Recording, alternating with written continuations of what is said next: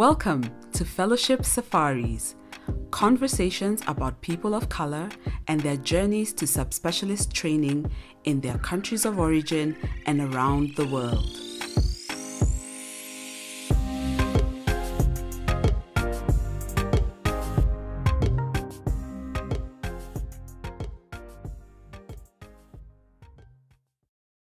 Today, I am really excited to be having my next guest.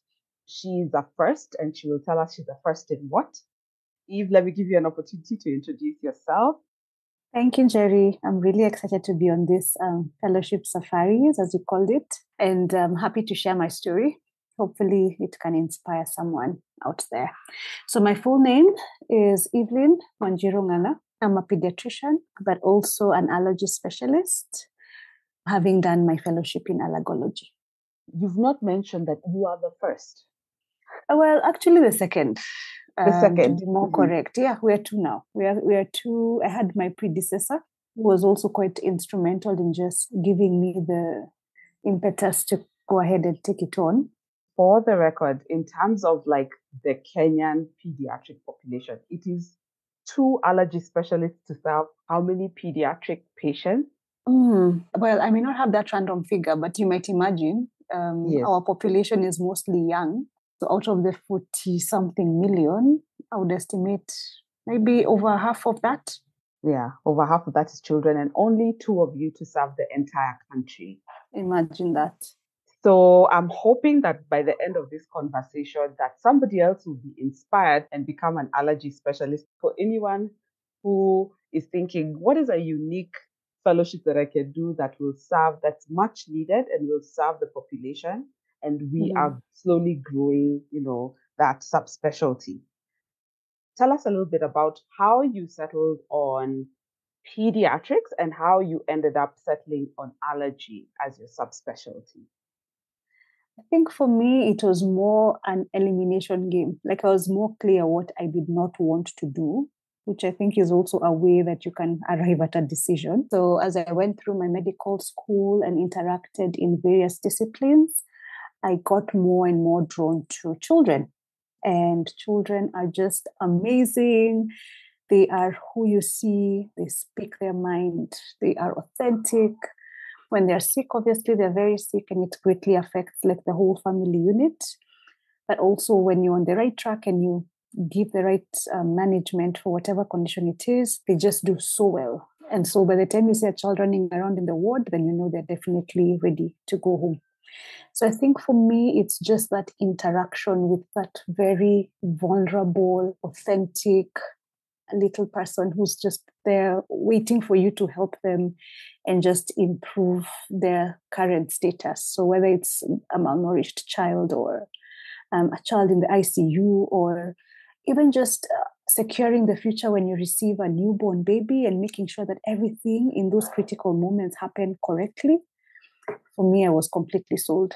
When it comes to allergies, so having practiced for now it's going to be a decade actually of being a pediatrician. Having interacted a lot with kids, both in outpatient and inpatient, I just saw a glaring gap. There were all these allergies that spanned asthma to skin, especially eczema. There was food allergies, drug allergies, and I felt even through our training, we were not very well prepared to handle some of these conditions. And so the more I saw them, the more I felt the pull to do allergy. I was sort of battling it between allergy and neonatology because of also my love for the little tiny babies. But what then narrowed it down for me was, number one, mentorship from some of the people I was working with in the institutions that I was with, and just painting an actual picture of what the future would look like for each of those fellowships. And for me, because one of my principles is just to be present for my family, I felt neonatology was attractive, but it didn't speak to what I wanted to see in my future. And then here was allergy. And I looked around and I'm like, we don't even have allergy specialists in this country. So if I want something more impactful, then this would be the place that I go. So then I settled on an allergy fellowship in my mind. By this time, there was nothing available, And whenever I would interact with people, say people in just different institutions, and would discuss, what are your career plans, I'd always say, I would really want to do an allergy fellowship. Something came up by God's grace, and off I went to study. You have summarized pediatrics so beautifully, as in the care, the interaction with vulnerable, authentic little persons. Could you talk about some of the mentors that you interacted with, and what were the thing that stuck with you that helped you make your decision? The people you meet with, I believe it's not really a coincidence per se. And if you're very open to the wisdom that some people hold and are willing to listen, that wisdom is imparted on you. And when it comes to large decisions like what fellowship to do, they just come along as the people who just guide you along. So one of my mentors was actually a neonatologist. So this was someone I really admired. And as I said, I was very drawn to the little neonates, and of course the vulnerability and the kind of impact that you get out of just managing those critical moments very well. So after having just over the years of working together, he would base the kind of advice he would give us on your personality, what your principles are, what are your dreams and ambitions, what is really key to your heart, and then during those discussions, then he would actually give you the pros and cons. So for him as a neonatologist, it was very clear. He would paint the picture for me very clearly. I was surrounded also by very many other neonatologists. So the more I looked into that, I'm like, this is really amazing for those who can do it. But when I speak to the truth in my heart, I may not be very comfortable doing this in the next couple of years. And truth be told, even in terms of working hours, allergy tends to be the softer side of things if you compare it to neonatology. So with those kind of interactions and discussions, the decision became more and more crystal clear in my mind. So that was one of my mentors. But I've also had other mentors, even in other spaces, people who've previously gone for fellowships, hearing from their experiences, including this one other allergologist in the country and her experience and what it's been like for her. So the more I spoke to these people, the more they spoke into the dream that I really wanted to pursue, the more that attraction grew towards that fellowship. And yeah. I heard you saying earlier, initially there were not many opportunities, but then you discovered that there was something out there. So could you tell us about your selection process and, how you ended up settling on that particular country? Right. So for me, once I had that drive and I was like, this is really what I want to do. And I was ready for the next step. So I started looking around and seeing, what is really available with regards to allergology. So the only options at that time that I could see was a block fellowship in India. So whereby you go for 4 blocks in a year. I think each block was about a week or so long. And then in between that, you'd do it remotely. So I'm like, yeah, this actually sounds like something I would want to do, given that I have family and I don't want to be away for so long. But I don't know, I wasn't so drawn to going to India. So then I also saw some fellowship opportunities in the UK. The restrictive thing there was the cost. So I'm like, well, no, maybe that's not an option. But what's interesting is when you speak to people, some people take on, they remember what you tell them. And when opportunity comes, they're able to remember what you said and then send it right back to you. That's exactly what happened to me. We had this discussion with a gentleman who was working for a particular pharmaceutical. And they got this email asking for any African fellows who are interested in allergology, believe it or not. And there was this one opportunity. So when he remembered what I had been talking about and, my dreams, he sent it right through to my email. And I just couldn't believe it. I'm like, there's an actual opportunity. This particular one was in South Africa, in the beautiful Cape Town. And they're looking for one person in Africa. One of my mentors was able to just put in a good word because they knew the person who was running the fellowship at the time. Of course, they had to do their due diligence on me and ask me for all my paperwork. What have I done previously? Why allergy and all that stuff.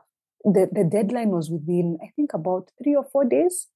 So from me receiving the email to having to apply. I'm really impressed, and it's amazing your ability to create these networks and these relationships and what the fruit that comes out of these networks and relationships. What I would really want to emphasize, as you have, is that social capital is so key. Like, you just don't know who that one person that you've talked to, what that interaction can lead to. It's something that people underestimate, but social capital is something we should really focus on growing.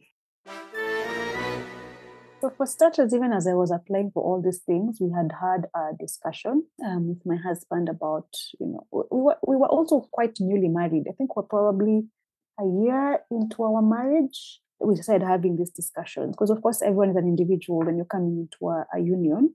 And everyone has all their goals, ambitions, and all that. And so, I kept telling him, this is something I really want to do. I need to advance in my career. These are the things I'm thinking about. And it's like, what would that mean in terms of us, He hadn't sort of come to terms with the fact that it may require to be outside the country and what that would mean for everyone.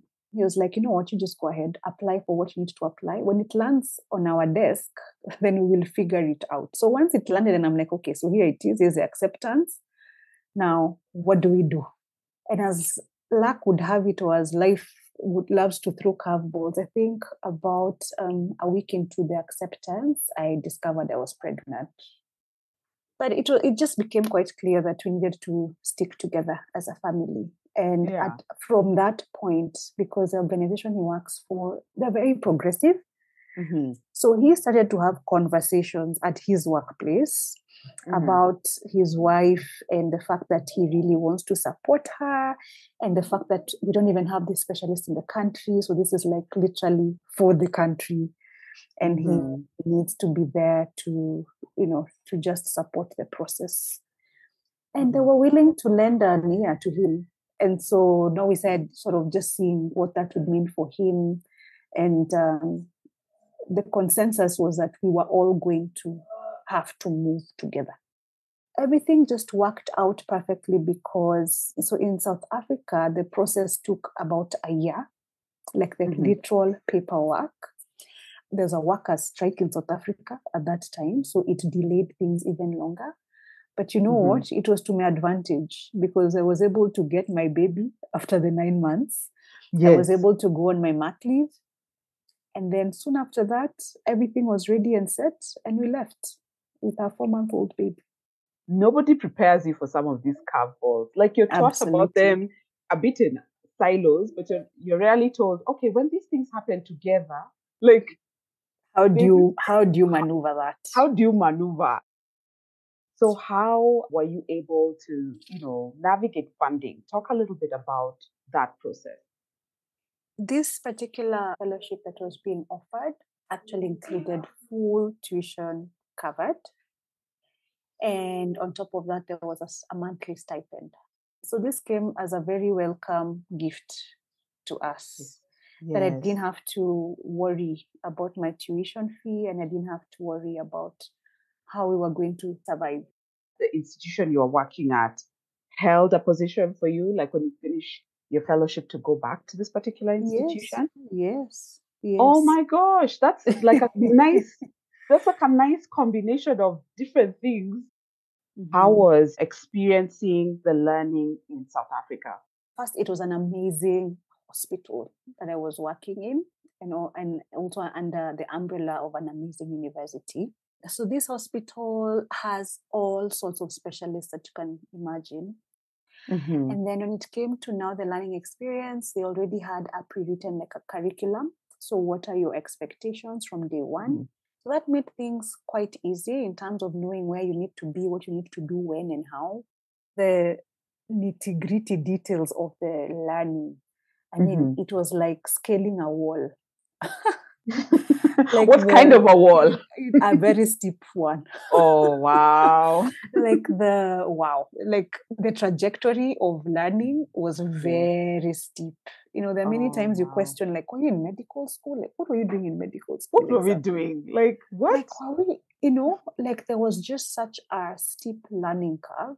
Yeah. But there's always that standard time period where you equalize. Yes. So like within 3 to 6 months. So within the 6 months, once you've sort of gotten your feet on the ground and you know what needs to be done, the cases you're dealing with, what are your resources, learning resources and that kind of thing, then you rise up to being at par with everyone else. Different people will talk about like that first 6 months. Is it because of how they taught? Is it because of how we have been accustomed to learning?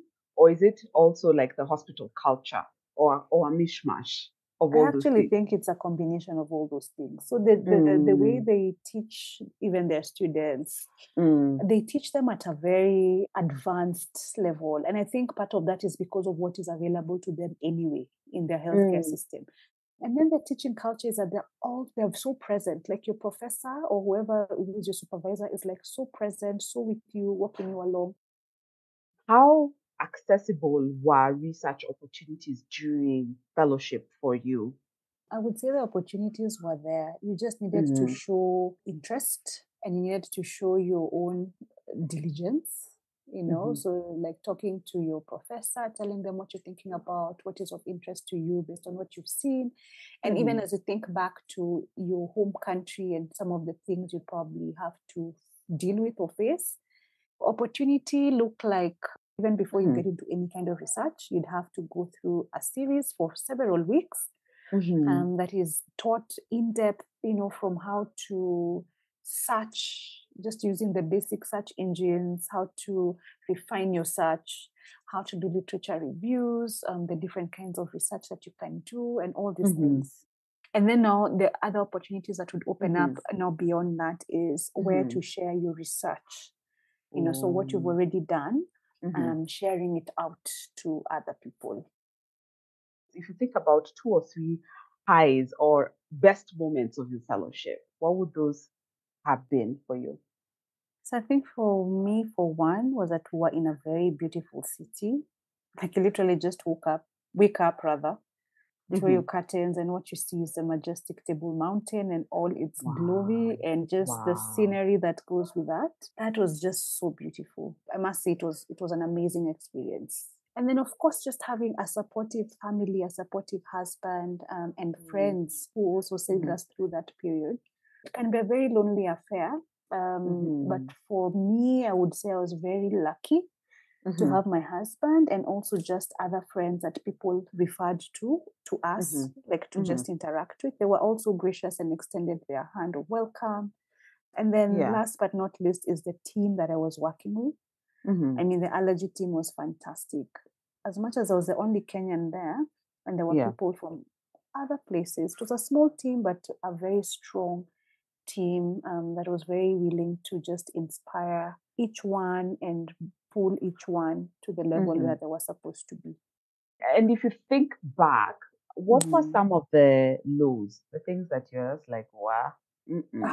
I think for me, one was we went when there was a lot of xenophobia in South Africa. And so going with that anxiety and fear of not knowing what's going to happen. Here you are, you plucked yourselves out of your home country to a foreign land. You didn't want to think about at what opportunity cost. So there was just that fear and anxiety. And then as luck would have it, COVID hit when we were right there. And South Africa was one of the really hard hit places in Africa and even just globally as a whole, with new strains coming up there and all that. So having to adjust and, with you being asked, do you want to go back home or do you want to finish your fellowship? And just having that very hard decision of saying, what, we only have a 2-year period. Let's do this. And then I think a third low would be lack of a forum to discuss issues faced as a fellow. I feel like you just sort of have to struggle on your feet by yourself. Like as much as you've probably spoken to other fellows elsewhere, that initial landing before you get to know people can be a bit of a struggle. Even just basics such as where to go shopping. You know what I mean? Like where should you buy groceries? Which are the safe areas? Where shouldn't you go? Where should you live? Where is an affordable area? You know? Mm-hmm. And even just people who you can chat along and say, hey, I'm experiencing this. Did you ever experience this? How did you navigate that? Yeah. So just that lack of a forum. What role did your faith play? I would say that faith aspect was even before the fellowship, just having faith that it would happen, us packing up and leaving. That was literally a step of faith. You know, you're literally stepping into the unknown, but trusting that guidance awaits on the other side. You know, you may not see it, but it is there. We talked about different things that kept you sane along the way, that helped ground you. And when it comes to mental health, were there ever any challenges, and was there a way that you could be able to, you know, talk to somebody, or was there a forum that you could be able to deal with some of those challenges? Yeah, I remember especially when COVID hit, the institution and the program that we were under was really trying to make sure that all fellows are sort of, you know, in a good space. There was like a support system. We would also have regular check-ins, just as the fellows would meet. So I think in that regard, they really tried, though I think the background of that was actual COVID. So I don't know whether without COVID, whether that kind of system actually exists. You know what I mean? I hear you. When you think back over that 2-year period, do you have any regrets? I have absolutely no regrets. I did what I needed to do within the time I was given. I had full support of my family. I had an amazing learning experience. I was able to tour and, you know, just get to see the beautiful Cape Town. Honestly, if I was to do it again, I would completely go for it. So just having gone full throttle with courage and boldness, I have no regrets whatsoever. No regrets. What would be your parting shot or your words of wisdom to this person who is seeking out information or trying to figure out, do I want to take this leap? Of course, it's a life-changing decision, and everyone's circumstances are different. But what I would say is go for it. Believe in yourself. Have faith. Pray your way through it. Spread your wings and see yourself soar to greater heights. And then, of course, be impactful in your home country upon completion of the fellowship. Thank you so much. I'm so glad you stayed tuned. Please get the word out and share it with at least 3 people. Make this episode like a chain letter. Share it, share it, share it. Come back for the next leg of our safari, where we'll be talking about. So after the funder now felt that they had done enough, because there was always the issue about sustainability. Yes. I think the European Society of Paediatric Endocrinology and the British Society of Paediatric Endocrinology and what we call ISPAD, International Society of Pediatric and Adolescent Endocrinology. Yes. They actually came on board as second sponsors. Yeah, because a lot still needed to be done. It takes a village to make this podcast. Strategic and creative direction was done by Josephine Karianjahe and Melissa Mbogwa. The producer of the show is Melissa Mbogwa. Tevin Sudi is the sound engineer, with thanks to AQ Studios. The graphic design was done by Benjamin Boyer, and the original music was done by husband extraordinaire Mwakavi Maweo. This is an Africa Podfest production.